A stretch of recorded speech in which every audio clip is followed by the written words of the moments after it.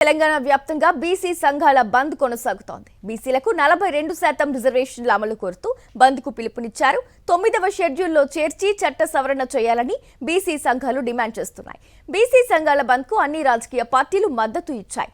అత్యవసర సేవలు మినహా మిగతా రంగాలన్నీ బంద్ పాటిస్తున్నాయి. ఆర్టీసీ బస్సులు బయటకు రాకుండా డిపోల ముందు బీసీ నేతలు బైఠాయించి నిరసన చేపట్టారు. ఎక్కడికక్కడ డిపోలకే పరిమితమయ్యాయి బస్సులు.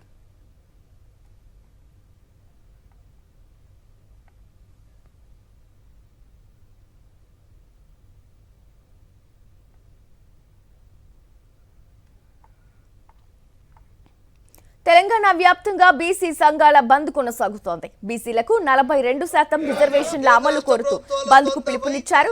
9వ షెడ్యూల్లో చేర్చి చట్ట సవరణ చేయాలని బీసీ సంఘాలు డిమాండ్ చేస్తున్నాయి.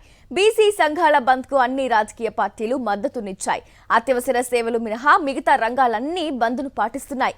ఆర్టీసీ బస్సులు బయటకు రాకుండా డిపోల ముందు బీసీ నేతలు బైఠాయించి నిరసన చేపట్టారు. ఎక్కడికక్కడ డిపోలకే పరిమితమయ్యాయి బస్సులు.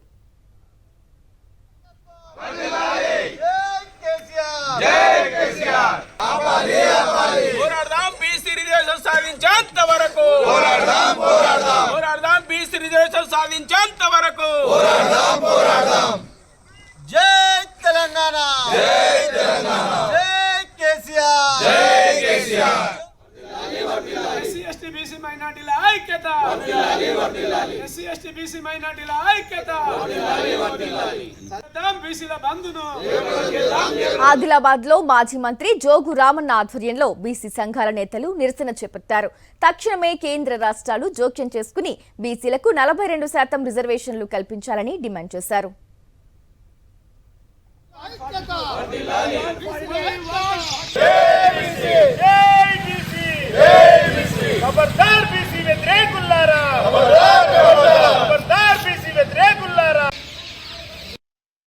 మరి ఇలా కేంద్రం రాష్ట్రం అనుకుంటే బీసీలకు 42% ఇవ్వడంలో పెద్ద అంటే ఎలాంటి కూడా అడ్డాలు లేవు. కేవలం రాజకీయాల స్వార్థాల కొరకు. మరి దేశంలో ఉన్నటువంటి జనాభాలో 60% బీసీల జనాభా ఉన్నప్పటికీ మరి ఇలా కేంద్ర రాష్ట్ర ప్రభుత్వాలు బీసీలను మోసం చేస్తూ బీసీల యొక్క హక్కులను కాలరాస్తూ అవమానపరుస్తున్నటువంటి సందర్భంలో ఈరోజు ఈ పరిస్థితి వచ్చింది. మేము ఒకటే బీఆర్ఎస్ పార్టీ ద్వారా డిమాండ్ చేస్తూ ఉన్నాం. ఇలా కేంద్ర రాష్ట్ర ప్రభుత్వాలు అనుకుంటే టీ తాగే లోపలనే ఈరోజు ఈ కార్యక్రమం చేయొచ్చు. కాంగ్రెస్ బీజేపీలు అనుకుంటే ఇలా చట్టబద్ధత కల్పిస్తూ 42% రిజర్వేషన్లు ఇవ్వచ్చు. కానీ కేవలం కపట నాటకాలతోటి కపట బుద్ధితోటి వీళ్ళని ఇంకా బీసీలను ఇదే రకంగా ఉంచుదాం.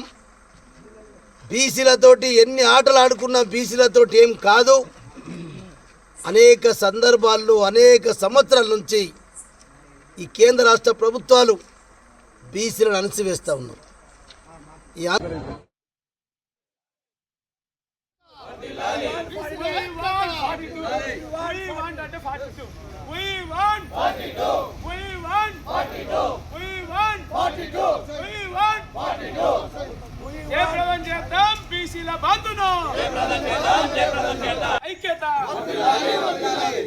అఖిల పక్ష కమిటీ ఐక్యత, ఎస్సీ ఎస్టీ బీసీ మైనార్టీల ఐక్యత, ఎస్సీ ఎస్టీ బీసీ మైనార్టీల ఐక్యత, బీసీల బంధును, జోగులాంబ గద్వాల జిల్లాలో బీసీల బంధును, జోగులాంబ గద్వాల జిల్లాలో బీసీ బంధును.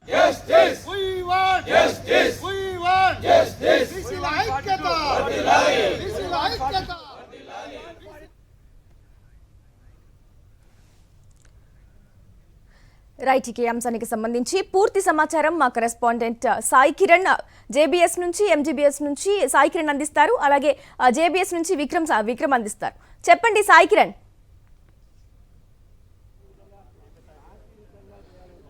నేడు అయితే తెలంగాణ రాష్ట్ర వ్యాప్తంగా కూడా అటు బీసీ జేఏసీ బంద్కు పిలుపునిచ్చింది. అయితే బీసీలకు సంబంధించినటువంటి రిజర్వేషన్లు సాధించేందులో భాగంగానే పెద్ద ఎత్తున అటు రాష్ట్ర వ్యాప్తంగా కూడా సబ్బండ వర్గాలను ఏకం చేస్తూ కూడా ఈరోజు మొత్తం బంద్ను ప్రకటించింది. సో మనం ఎంజీబీఎస్ బస్టాండ్ వద్ద ఉన్నాం. ఇక్కడ బీసీ జేఏసీ ఆధ్వర్యంలో పెద్ద ఎత్తున అన్ని వర్గాలకు సంబంధించి ఇక్కడ బంద్ పాటిస్తున్నటువంటి పరిస్థితి. ఒక్క బస్సు కూడా బయటకు అయితే కదలని పరిస్థితి ఉంది. సో మొత్తానికి ఇక్కడ ఎంజీబీఎస్ ముందే బైఠాయించి ఈ బంద్ ఏదైతే ఇక్కడ అన్ని సంబంధించి అయితే వాళ్ళ నినాదాలు చేస్తున్నటువంటి పరిస్థితి. ఒకవైపు గంగిరెద్దుల కోలాటాలు కావచ్చు, మరోవైపు ధూమ్ధామ్ నృత్యాలు ఇవన్నీ కూడా ఇక్కడనే ఏర్పాటు చేశారు.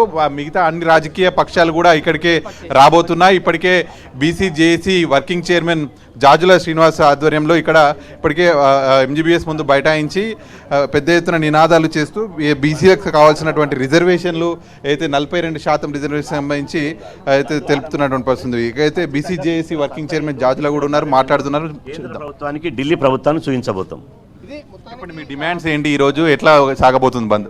బీసీ రిజర్వేషన్ల పెంచుతూ జీవో నెంబర్ 9ని రాష్ట్ర ప్రభుత్వం విడుదల చేస్తే అన్యాయంగా అక్రమంగా కోర్టులను వేదికలు వేసుకొని మా జీవోను కొట్టేస్తూ ఇలా బీసీలకు అన్యాయం తలపెట్టారు. దానికి నిరసనగా బీసీ జేఏసీ ఇలా రాష్ట్ర బంద్కు పిలుపునివ్వడం జరిగింది. అందులో భాగంగా ఇప్పటికే తెలంగాణ రాష్ట్ర వ్యాప్తంగా 33 జిల్లాల్లో 119 నియోజకవర్గాల్లో అన్ని బస్ డిపోల ముందు బీసీ శ్రేణులు బైఠాయించడం జరిగింది. ఒక్క బస్సు కూడా ఇక్కడ బయట తిరగడం లేదు.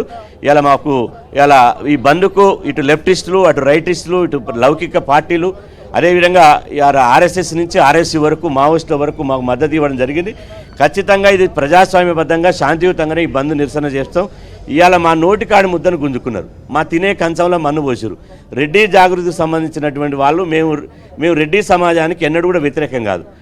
అదేవిధంగా రెడ్డిలకు వస్తున్నటువంటి వాటాను మేము ఎప్పుడు అడ్డుకోలేదు. ఈడబ్ల్యూఎస్ రిజర్వేషన్లు వచ్చినా మేము అడ్డుకోలేదు. కానీ మాకు వచ్చినటువంటి మీ జనాభా 60% ఉంటే 42% రిజర్వేషన్లు ఇచ్చినా కూడా అన్యాయంగా అడ్డుకున్నారు. అడుగడుగునా బీసీలను మోసం చేసి దగా చేస్తున్నారు. కాబట్టి ఈరోజు బంద్ పిలిపించాల్సినటువంటి అవసరం వచ్చింది. లక్షలాది మంది రోడ్ల మీదకి వచ్చినటువంటి పరిస్థితి ఏర్పడ్డది. కాబట్టి ప్రభుత్వం ఇప్పటికైనా ముఖ్యమంత్రి రేవంత్ రెడ్డి అఖిలపక్షాన్ని తీసుకొని ప్రధానమంత్రిని కలవాలి. అదేవిధంగా ఢిల్లీ ఇవాళ ప్రధానమంత్రి బీసీ ప్రధానమంత్రి ఉన్నాడు. ఇంత రాష్ట్ర బంద్ అయి 2.5 కోట్ల మంది బీసీలు ఇవాళ గందరగోళమై ఇవాళ అగ్గాయి మండుతుంటే, రాష్ట్రంలో అగ్గి రాజవుతుంటే ఇవాళ ప్రధానమంత్రి మౌనంగా ఉండడం సరికాదు. ఒక బీసీ ప్రధానమంత్రి దీన్ని పరిష్కారం చూపించాలి. ఎస్సీ వర్గీకరణకు పరిష్కార మార్గం చూపించాడు. అనేక చట్టాలకు ఎప్పటి నుంచో తలాకు ఉన్నటువంటి చట్టాలకు అది పరిష్కార మార్గం చూపించాడు. దేశంలో సంక్లిష్టమైనటువంటి పరిస్థితులకు ఇలా చట్టాలో లేకపోతే డైరెక్ట్గా ఇండైరెక్ట్గా పరిష్కారం చూపించినటువంటి ప్రధానమంత్రి ఇలా బీసీలకు 42% కోతి ఇవాళ ఒక్క తెలంగాణ కాదు, మధ్యప్రదేశ్, మహారాష్ట్ర, అదేవిధంగా బీజేపీ పాలిత రాష్ట్రాల్లో కూడా ఈ సమస్య జటిలమైపోయింది. ఇప్పటికైనా మా గొంతును, మా వాదనను, మా రోదనను, మా గోసను, మా గుండెల బాధను ఇవాళ దేశానికి వినిపించడానికి, ఢిల్లీ పాలకులు సెగబుట్టించడానికి ఇవాళ రోడ్ల మీదకి రావడం జరిగింది. ఎట్లా ఉండబోతుంది ఈరోజు బంద్? ఇక్కడే కాకుండా ఇంకెక్కడెక్కడ కార్యక్రమాలు ఉంటాయి? ఇవాళ ఖచ్చితంగా ఇలా ఇప్పటికే ఉదయం తెల్లవారుజామున 4 గంటల నుంచే డిపోల ముందు మేము బీసీ శ్రేణులంతా బైఠాయించడం జరిగింది. ఉదయం మళ్ళీ 9 గంటలకు ఇలా శాంతియుతంగా స్వచ్ఛందంగా షాపులు, వ్యాపార వాణిజ్య సంస్థలు మూసేయడానికి ఎదురుతున్నారు. ఇప్పటికే మీరు చూశారు, రాష్ట్రంలో ప్రభుత్వ అండ్ ప్రైవేటు విద్యా సంస్థల యాజమాన్యాలు స్వచ్ఛందంగా బంద్ పిలిపించినాయి. ప్రజలంతా సబ్బండ వర్గాలు స్వచ్ఛందంగా బంద్లో పాల్గొంటారు. అయితే సబ్బండ వర్గాలను ఏకం చేస్తూ ఈ బీసీ రిజర్వేషన్ల సాధన లక్ష్యంగా అటు బీసీ జేఏసీ ఈరోజు బంద్ను పిలిపించే మనం చూడొచ్చు. ఎంజీబీఎస్ బస్టాండ్లో ఒక్క బస్సును కూడా బయటకు పోయినటువంటి పరిస్థితి. సో మొత్తానికి ఈ బీసీ రిజర్వేషన్ల సాధన లక్ష్యంగా అయితే ఈరోజు పెద్ద ఎత్తున తెలంగాణలో బంద్ అనేటువంటిది కనిపిస్తున్నటువంటి పరిస్థితి ఉంది. Thank you Sai Kiran. అలాగే జేబీఎస్ బస్ స్టాండ్ నుంచి మా కరెస్పాండెంట్ విక్రమ్ కూడా పూర్తి సమాచారాన్ని అందిస్తారు. విక్రమ్, చెప్పండి, అక్కడ సిచ్యువేషన్ ఎలా ఉంది? రేసి మనం చూసుకోవచ్చు, 42% బీసీలకు రిజర్వేషన్లు కల్పించాలని డిమాండ్ చేస్తూ ఈరోజు రాష్ట్ర వ్యాప్తంగా బీసీ సంఘాల ఐక్యత వర్ధిల్లాలంటూ ఈరోజు అంతా కూడా బంద్కు పిలుపునివ్వడం జరిగింది. జస్టిస్ ఫర్ బంద్ అని చెప్పి ఈ బంద్ కార్యక్రమానికి పిలుపునివ్వడం జరిగింది. ఈ కార్యక్రమానికి అన్ని రాజకీయ పార్టీలు కూడా మద్దతు పలుకుతున్న పరిస్థితి ఉంది. మనం ప్రస్తుతం జూబ్లీ బస్ స్టేషన్ దగ్గర ఉన్నాము. జూబ్లీ బస్ స్టేషన్కు బీజేపీ కార్యకర్తలంతా కూడా చేరుకున్నారు. ఈటెల రాజేందర్ ఇక్కడ ధర్నా చేయబోతున్నారు. దీనికి సంబంధించి ఇక్కడ మనం చూసుకోవచ్చు, పెద్ద ఎత్తున కార్యకర్తలు వచ్చారు. అదేవిధంగా బస్సులు కూడా ముందుకు కదలని పరిస్థితి అయితే ఉంది. ఈ నేపథ్యంలో మనం చూసుకోవచ్చు, ఈటెల రాజేందర్ మీడియాతో మాట్లాడుతున్నారు. చూసే ప్రయత్నం చేద్దాం. సరిగా అంటే ఒక 10 లక్షలు 20 లక్షలు ఖర్చు పెట్టాలి. కాబట్టి డెఫినెట్గా వాళ్ళకు ప్రత్యేకమైన రిజర్వేషన్లు ఉంటాయి తప్ప, వాళ్ళకు సేఫ్ గార్డ్స్ ఉంటాయి తప్ప, వాళ్ళు ఇట్లాంటి డబ్బుల ప్రలోభాల మద్యం ఎన్నికలో తట్టుకునే ప్రసక్తి లేదు. కాబట్టి డెఫినెట్గా వాళ్ళకు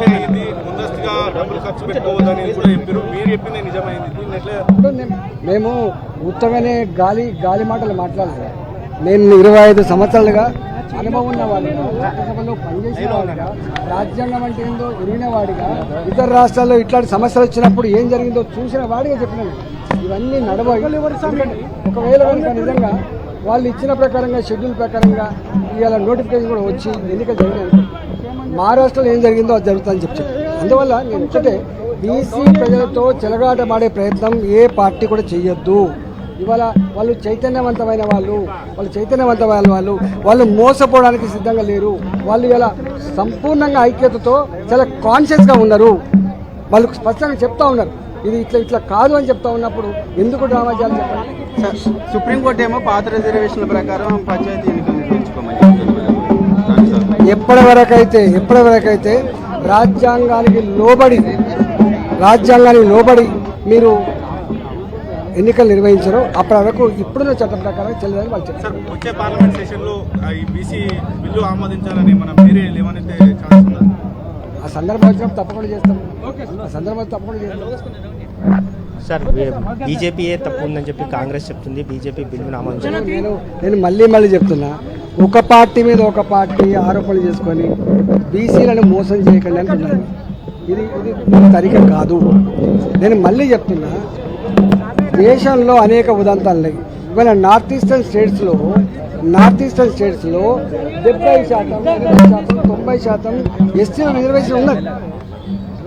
రెండోది కూడా ఏంటంటే దేశవ్యాప్తంగా కూడా ఒక కులం ఓబీసీలుగా ఉన్నటువంటి వాళ్ళు ఉన్నారు, ఓబీసీలు లేని వాళ్ళు కూడా ఉన్నారు. నేను ఎగ్జాంపుల్తో సహా చెప్పాను. ఇవాళ లంబాడాలు ఉన్నారు. ఇక్కడ లంబాడాలు తెలంగాణలో ఎస్టీ కింద వస్తారు. ఇదే లంబాడాలు ఇలా కర్ణాటక పోతే ఎస్సీల కింద వస్తారు. ఇవాళ రజకులు ఉన్నారు. ఇక్కడ రజకులు దోబీ పని చేసేవాళ్ళు ఇక్కడ బీసీలుగా ఉన్నారు. మా చాకలైలమ్మ వారసులు ఇక్కడ బీసీలుగా ఉన్నారు. కర్ణాటక పోతే ఎస్సీలుగా ఉన్నారు. అందువల్ల ఇవాళ దేశవ్యాప్తంగా కూడా బీసీలలో ఇవాళ ఇక్కడ రెడ్లు ఉన్నారు, కర్ణాటక పోతే బీసీల కింద వస్తారు. కమ్మలు ఉన్నారు ఆంధ్రప్రదేశ్లో, అక్కడ పోతే బీసీల కింద వస్తారు. ఇట్లా మున్నూరు కాపు ఉంది, ఆంధ్రకు పోతే ఓసీలుగా ఉంటారు, ఇక్కడ పోతే బీసీలుగా ఉంటారు.